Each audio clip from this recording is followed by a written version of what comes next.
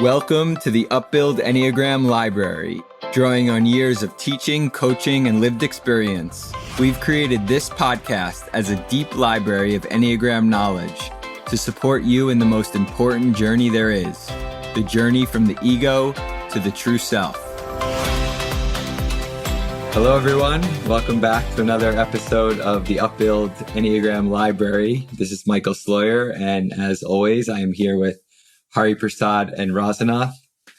And today we have an Upbuild original for you with the topic that we're going to be covering today. We're going to be talking about the Achilles Heel. So it's a very exciting topic and really looking forward to getting into it with both of you today. So Hari, could you get us started by sharing what is the Achilles Heel in the context of the Enneagram? Yeah, this is something that we've been looking forward to introducing to our listeners. It's something that we created actually many years ago based on our understanding of the Enneagram as taught by Don Riso and Russ Hudson at the Enneagram Institute. And we were trying to boil down what is the suffering that is our undoing. There's a way in which I cannot accept myself that is specific to my type and which sheds a lot of light. So we had processed many things to try to come to this point of what is it about ourselves according to our type that we cannot accept, something inherent to our being that is the cause of our downfall. It's our undoing. It's just like the great tragic hero Achilles. He was completely invulnerable except for his heel.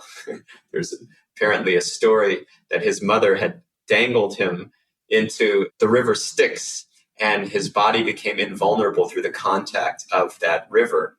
But the heel was the means to defeat him because she was holding him by the heel. So that was not dipped in the invincible making waters. So there's something about us which is so deeply vulnerable. It's the means of our being undone.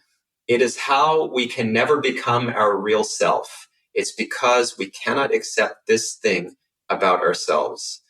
And we recently were sharing about this in our Upbuild Enneagram training, and we felt that the impact of this lent even further urgency to be able to share with you. So how does the Achilles heel relate to the basic fear of each of the types? Because you could also think of the basic fear as the thing that causes our downfall. The basic fear is that fear which runs my life. It governs me. So it is a very vital primordial lens for understanding the type. Now, there's something that brings about a way that I cannot accept myself because of that fear. And so it pivots us in a direction which illuminates more insight about the type and what it is that we're struggling with, why we are blocked from being ourselves.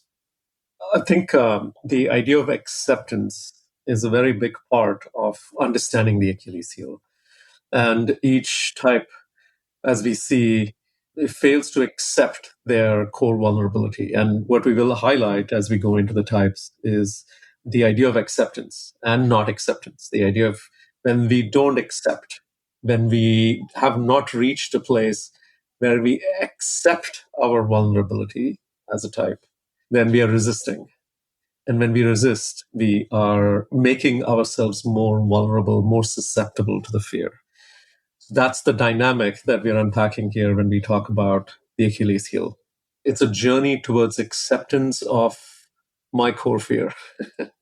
When we teach the Achilles heel and we're asking, can you guess what it would be based on understanding the basic fear, based on understanding more about the type, especially the basic fear? Can you guess what might be the Achilles heel? It's often incredibly challenging for people to guess. Sometimes, for some types, it's easier than others. But this is something very subtle.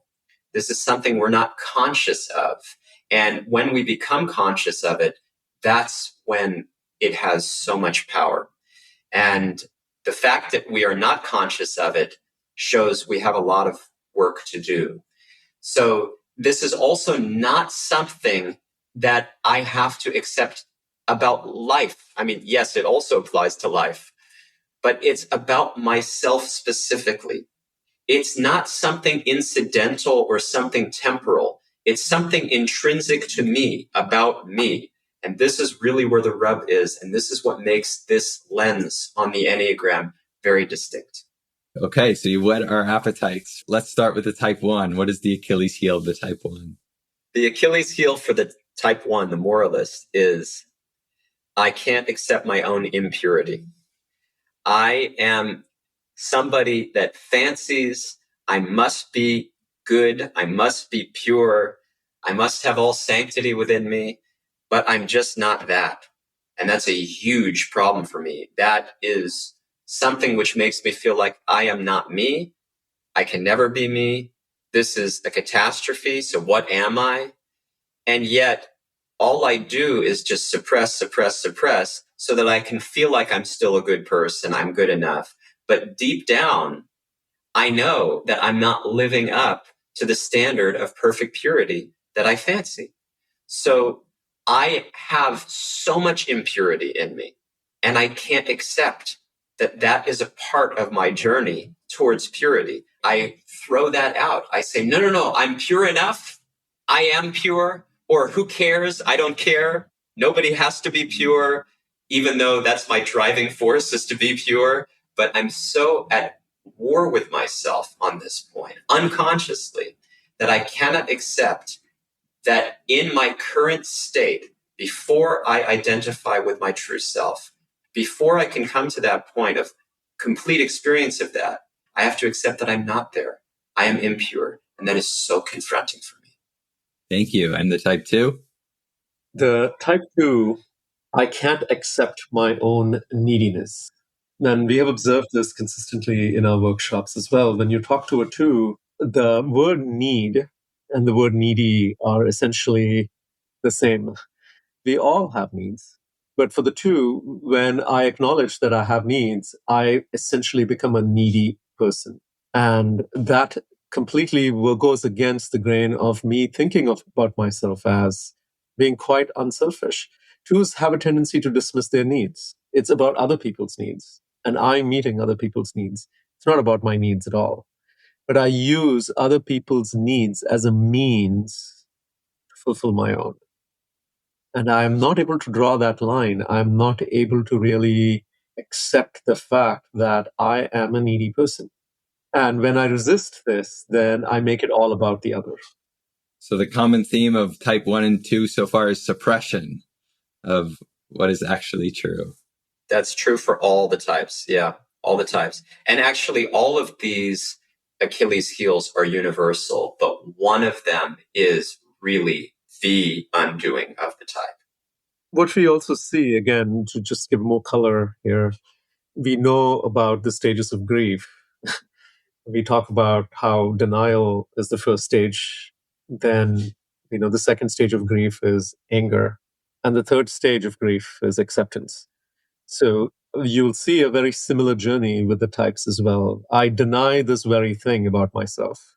But when I can deny it, then I also become very angry at the fact that this is my state before I come to acceptance. So, and this is true about all the types. You will see very clearly when the types are reminded of their Achilles heel, the response many times will either be denial or anger around it. And that's a very big clue that there is some grief here associated with this particular vulnerability. So the third stage here is acceptance. And when we can, we have actually furthered our cause significantly. I am looking forward to speaking about the acceptance and how we get to acceptance for each of the types. And for now, let us go into the next of the types, the type 3. Type 3 is a tricky one. I can't accept my own self. I can't accept my own self. What is the idea here? I want to be what you value. I want to be whatever it is that makes me shine in your eyes. I want to feel like I am successful, and that has to be based on standards of other people what they think is successful. And therefore, I lose myself in the game of trying to win, trying to become something that is valuable. Valuable means intrinsically other people have to value it. So me, the intrinsic me, gets lost in that. And therefore, I will mold myself, I will do whatever it takes to become something that I think is my own idea, that I think is coming from within me, but it's based on all of the external inputs that I've gotten of what makes life truly valuable, what makes somebody truly valuable. So I cannot accept me. I cannot accept my own self. I lose myself. Type 4. I can't accept my own well-being. The identity of the 4 is based so tightly on their emotions. And they also begin to recognize that the positive emotions, they have a much shorter shelf life than the not so positive emotions, especially about myself. And so, as a way of sustaining my identity for a long time, the gravitation is towards the more negative emotions that is fueled from the fact that nothing is quite good in my life. There is a sense of tragedy, and I want to sustain my life on that sense of tragedy. Like, I am just undiscovered. People don't understand me. So much is wrong in my life. But what they fail to recognize is there is so much good going on, and there is constant underplaying or undercutting of the good. So I can't accept my own well-being. Thank you. Type 5. For the investigator, it is, I cannot accept my own heart. Now, this is, again, universal. All the types have a very, very fraught relationship with their hearts. Every one of them, without exception. And this would be a fantastic focal point for all of us. For the type 5, why is this the thing? Why is this the centerpiece?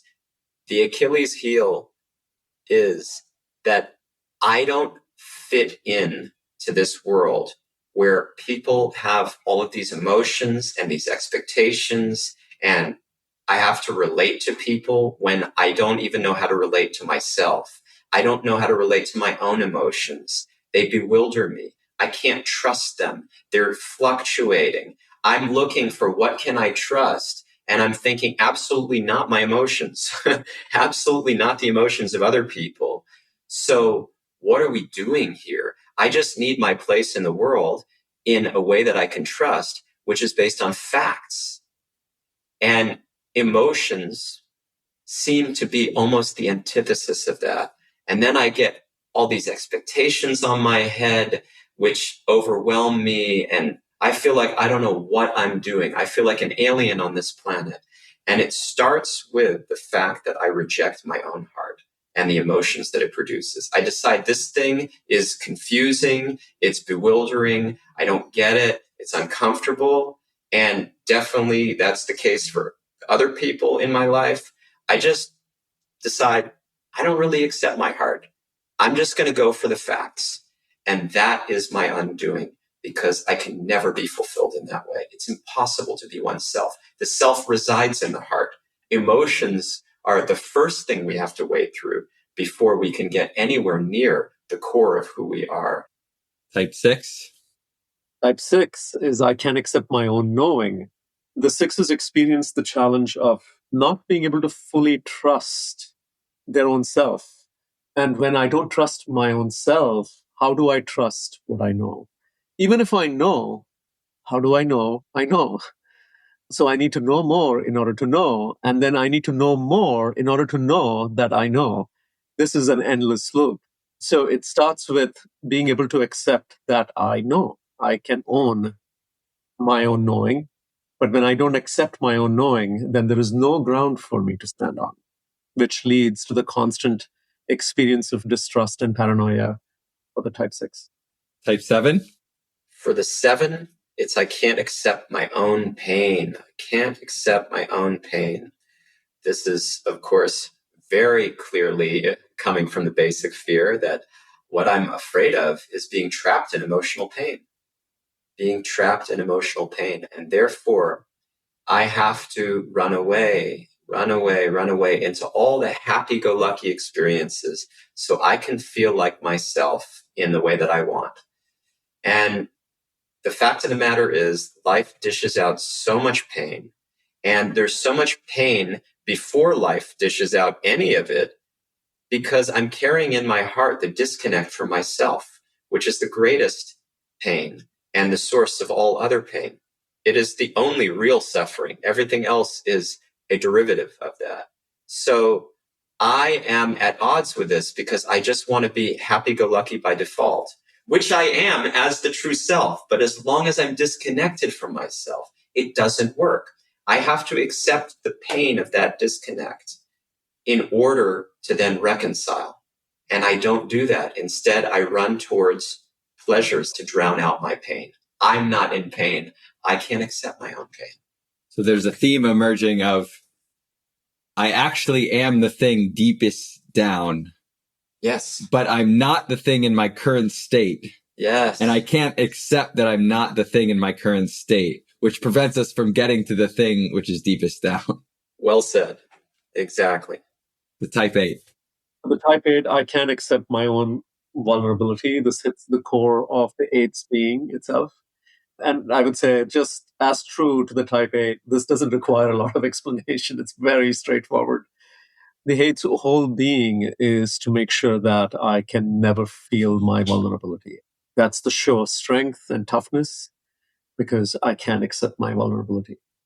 In the type 9. I can't accept my own importance. Now, this seems paradoxical because the ego wants to make us so self-important. So why should we accept that? This is a different kind of importance. This is not the self-importance like that from the ego. I can't accept my own importance. It requires a little digging to understand. See, for the 9, I want to be peaceful at all costs, right? My basic fear is that I will be unharmonious. My world of internal peace will be lost. And so in order to salvage that, in order to try to live in that world, I decide any kind of responsibility is inherently unpeaceful. It is not helping the cause. It is exactly what is breaking my peace. And then responsibility also means that other people may have a stake in this, and they may not see everything the same way that I do. There might even be conflict. Ooh, this is really too much. So let me avoid all responsibility, and I'll just live in my fantasy land where you're good, I'm good, everything's good. We just be peaceful and we flow together. Now, is that real? No, it's a fantasy. It's a la land. And it's actually a rejection of my own importance. By not taking responsibility, I'm saying I don't matter. I'll say I'll be so insignificant that nothing should fall on me that is not peaceful. And then I'll have my out. I'll have my escape, my justification for not having to do anything that I don't find comfortable. And I think of myself in those terms, and I basically make myself so small that, then I'm peaceful. But this is artificial. It's escapist. It is unkind to myself, and it's unkind to the people in my life who I am responsible for. It's not satisfying because every one of us needs a sense of contribution. And it's just not true. You are important because yourself is important, and yourself is important to everybody else in your life. Fulfill your potential. Stop not accepting your own importance. It makes no sense. It's just a very, very poor coping mechanism. As with all of the types coping mechanisms, they don't hold up. Thank you for that little round trip tour of the Enneagram. And as I think about each of these Achilles heels, so I can't accept my own impurity. I can't accept my own neediness. I can't accept my own self. I can't accept my own well-being. I can't accept my own heart. I can't accept my own knowing. I can't accept my own pain. I can't accept my own vulnerability, and I can't accept my own importance. I think we can all relate to all of these. These are universal in many ways. And yet, as we share with the basic fears, there is one particular one that is most central to us based on our dominant type. Well, let's talk about acceptance, because I was very excited to go there. How do we actually do the work of accepting these things which are so hard to accept about ourselves? So previously, I had mentioned how, before we reach the stage of acceptance, we go through denial and anger. And Elizabeth Kubler-Ross, she's the person who really developed this framework. And it's not 3 stages, it's actually 5 stages. So we will walk through very briefly what those stages are so that we understand what the trajectory looks like. Now, what's also important here is that it's not linear.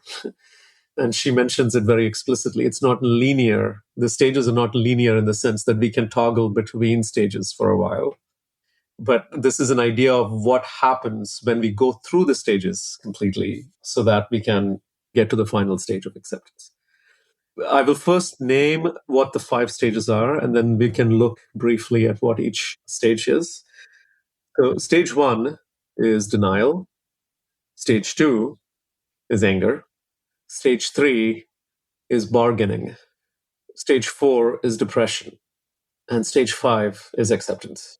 And for every type, you will see the existence of these 5 stages as they get to the stage of acceptance. So in the beginning, there is a grief involved, and there is a sense of loss that I have to acknowledge before I get to the stage of acceptance. But all the types deny that very strongly. That's where they begin. Right? It's the denial, and then as a part of the denial, there is almost like a proving that's going on where, no, I don't have this. If we use type 1 as an example, I can't accept my own impurity is the Achilles heel. When it's at the stage of denial, I don't have any impurity. That's where it begins. And my activities are aimed at proving to myself and to other people that I don't have any impurity. Now, the world is a constant reminder to us as to how that is not true. That's where the anger expresses itself. And universally, all the 9 types have an experience of anger around this. So when somebody or something or some event reminds us of what we need to look at, then the denial goes into the external manifestation of denial as anger. No, that is not true. You're wrong. There is a fiery force behind it. When we talk about anger, we talk about anger as a violation. Anger arises when something in us is violated. And what we feel when we express anger in that way is that our sense of defense has been violated. Something is reminding me, something is breaking down my sense of denial and my sense of defense. And I become angry at that. And is it an angry denial, or is the anger at that I'm starting to see some of the impurity and I'm angry that I have the impurity? It depends on where you are, even within the stage of anger. Because an angry denial still seems like I'm in denial. Like that's still the stage of denial. It's just... Which is why there is a continuum here, right? You see how within the stage of anger, there is a denial. When you go into the later stages of anger, you are angry at the fact that there is truth about what this is. And I'm angry at the truth of it. Now, which then brings us to the third stage. I'm angry at the truth of it. The third stage that she calls the stage of bargaining. You know what? Okay, there's some truth to this. There's something that I have to look at. It's not all true. There may be some truths here, but, predominantly I am. Right? So I have to redress the story to maybe accept the truth in some way, but to still keep the denial sort of alive. And this is called the stage of bargaining. I sort of make an arrangement where I can then resettle into a new comfort zone, but I don't have to fully accept what is here. I can accept to some degree and redress it in a particular way that still makes the ego comfortable. But you see, the stage of bargaining doesn't really work because, again, we are reminded sufficiently by this world that, and however we try to redress it, somehow there are holes poked in it. Reality speaks loudly.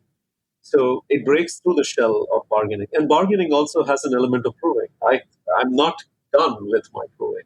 I still have to keep the news story alive and well. So I'm still continuing to act in a way that proves the truth of my story. Until that breaks down and we reach the fourth stage. And the fourth stage that she talks about is the stage of depression. And in this stage, there is almost an experience of helplessness. I begin to see that all my strategies of trying to keep my version of truth, my stories alive, are just not working. And it makes me feel extremely down about myself. There is an experience of depression in it. Nothing really excites me anymore because the stories that I told myself have now been, obliterated. And when we work through the stage of depression, which means to ask ourselves the question, well, what am I denying so strongly? Then the fifth stage is to begin to approach the stage of accepting the complete reality. And in reaching that, then I have to acknowledge a long standing grief, a sense of loss. And this is true about every type. And paradoxically so, we talked about this, that in order to gain what I'm really about, which is actually the nature of the true self, I have to acknowledge this loss. And usually the ego actually has lost the very thing that it's trying to gain. By definition, the ego, it's very paradoxical. The ego tries to manufacture what is actually the possession of the true self. So, in the experience of grief and loss, we have to acknowledge actually, deep down, the acknowledgement is that the ego can never really manufacture it. That the ego can never really create what is actually the property of the true self. And when that happens, there is the experience of the death of the ego, or at least the partial death of the ego, which then brings us to the stage of full acceptance of the self. Thank you very much. So it occurs to me that we can't really skip stages, even though it's not necessarily the truth that we want to go to the bargaining stage. I'm not shooting for that, but there's something natural about this process that we actually have to go through in order to get to the other side. Yes, the skipping of the stages only makes the previous stage longer, right? We have to come back and do them fully. This is what the inner work really calls for. Now, if we have done the work in the beginning, then with time, the stages actually become much quicker, much faster. The entire thing is collapsed a lot more because I just know what I'm doing. I just become very aware of what I'm actually really trying to do here. And so there is a desire to go towards acceptance and to really understand what is dying here much more quickly. One of the things I'm really appreciating from this discussion is that we're constantly told that we need to just accept things to have a better life or to be more peaceful or to not be so in anxiety all the time. But this is actually a target on what we need to accept, or otherwise it can just feel like everything is on the table for that. And it doesn't give us so much clarity about what we should be targeting in terms of acceptance. Also, doing the work, according to the 5 stages, it's not an easy thing. It takes a lot of courage to be able to go to the stages. And especially when we talked about the stage of depression, as Kubler-Ross talks about it, it's also in spiritual traditions, especially through the work of John of the Cross and Saint Teresa of Avila, the Dark Night. And the experience of the Dark Night is something is dying, and the actual death of the ego, so that the true self can be fully accepted. It's a journey of a lot of courage. It's actually a spiritual journey. It's a psycho-spiritual journey, but fundamentally a spiritual journey that takes courage and practice and very, very good guidance from people who have walked it. So, yes, on one level, there is the theoretical understanding, and on another level, there is the actual walking, which takes a lot of courage and counsel. And just by using the word grief, which I'm so glad you did, it's pointing us towards the truth that we should all be grieving something at all times. And we often think that, okay, well, when somebody dies or when I've had a huge loss in my own life, that's when I'm in grief. But if we're really paying attention, there's something that we're grieving at all times. You're also pointing us towards that is ultimately a good process, because once we go through it, on the other side of that is the freedom and joy and everything that we're actually looking for. And ultimately, that thing is the same thing for all of us. The something that we're grieving is the same thing for all of us, the disconnect from the self, from who we really are, from our soul. And we approach that disconnect according to our personality. So therefore, you get the Achilles heel that we have to reconcile. And so the grief exists because there is the loss of the true self that has happened. The ego, on which our identity is now based on, is not the true self. So the loss is always felt. Now, what we fail to do is to first acknowledge that there has been a loss. No, we numb ourselves so that we don't have to feel it. Yeah, we don't really feel it. Yeah, we don't feel it. But it's there. And it will not go away. It will haunt us for the rest of our lives, for the rest of eternity, until we actually reconcile. So why not start now? As much as the stage of bargaining, when we talk about the third stage, the stage of bargaining is a pretty advanced stage because there is some admission of loss that happens in the stage of bargaining. But if you see fundamentally where we are still sitting, most of us are actually sitting in the stage of denial, dipping into anger that is closer to the stage of denial. And that's where life just lives, unfortunately. I think it's really squarely denial, because these things are so unconscious and it's so threatening to become conscious of them. And if somebody suggests that you should become conscious of it, we think, I either can't relate, or who do you think you are? Yeah, or we start bargaining about our denial. Like, yeah, I guess maybe, but there's all sorts of justifications for it. I'm not really in denial. Look at it this way. Soren Kierkegaard, he declared that every one of us is in despair. When I first read this in his really watershed work, The Sickness Unto Death, I said, who do you think you are? I can't relate to this, and who do you think you are? I said both. I am not in despair. You don't even know me. You don't know how good my life is. I'm sorry that you suffered. I'm sorry that your life was not what you wanted it to be, but don't project that onto me. You don't even know me. I'm so good.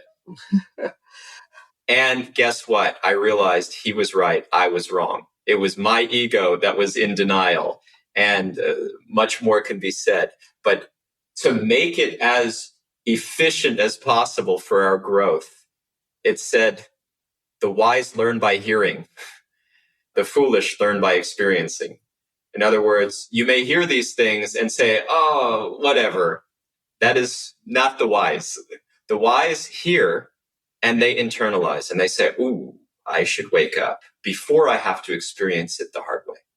I also wanted to share how, in the coaching journey itself, we talk about safe problems and quality problems. And when we go past the stage of the safe problems and go to the quality problems, typically what I've experienced is a sense that the next session is like, great, we talked about it. I feel like we are taking some steps. So there is some acknowledgement, but somehow I want to leave that stage. I don't want to be there. And you see this happen so many times until I just keep hitting my head against the same wall again and again and again. And I have to understand, wow, I have to be humble, right? And that the stage of depression is actually the first experience of humility. Actual humility is starting to crop, which feels like depression because my pride, on which I have based so many things, is now being actually it's being taken out. And this is where the pushback comes. You're leading us to depression. No, we're leading you to acceptance, but you have to cross through that. No, I don't want depression. I can accept in the self-help way. I'm taught to say, you're so good. You can do anything. No problem. You're worth it. and this is how marketing also gets us. You should get this shampoo because you deserve it. You're worth it because you're worth it. And everything is based on propping up the ego. There is no acceptance in that. That is only denial. That is only the first stage of grief, and it prolongs the grief. If you want to get to the other side of the grief, you first have to figure out that there's something you're grieving. There's something to be grieved. And then you have to actually diligently work through it. And this idea of, what do you want me to do? Wallow in it? No. I want you to wade through it. I want you to work through it. I want you to make it clear what you're up against and what you're doing about it, and to keep staying in that until you're not in it anymore. And when you're not in it anymore, you'll be a self-realized soul. And I've only met a few in my life, but they do exist. So if you're not yet a self-realized soul, then that means there's more to wade through. And that doesn't mean that it's all depressing all the time. It means that we have to do the hard work, and we have to also face the sorrow, the grief that comes with that. Well, I'm very grateful to both of you for this conversation, for taking us through this idea of the Achilles heel and then how this shows up particularly for each of the 9 types. And as you were just sharing, Hari Prasad, I was also thinking back to many times that I've had real and deep conversations with each of you about some version of my Achilles heel and how that shows up, and an inability to accept things, and how that results in insecurities and coping mechanisms. And I just want to share with you right now how grateful I am that you have both supported me in that in particular over the years. Such an honor. Thank you so much, Michael. Thank you for guiding this conversation. And thank you to everyone listening. We really hope that this Achilles heel sheds the light that is needed for all of us to grow into acceptance of our true self, who we actually are. Thanks for listening to the Upbuild Enneagram Library. Upbuild is a leadership development company that offers workshops, coaching, and other services to help you on the path towards being your best self, free from the shackles of the ego. To learn more about our work, visit our website, upbuild.com, and sign up for our newsletter to gain access to podcasts, reflections, and upcoming events.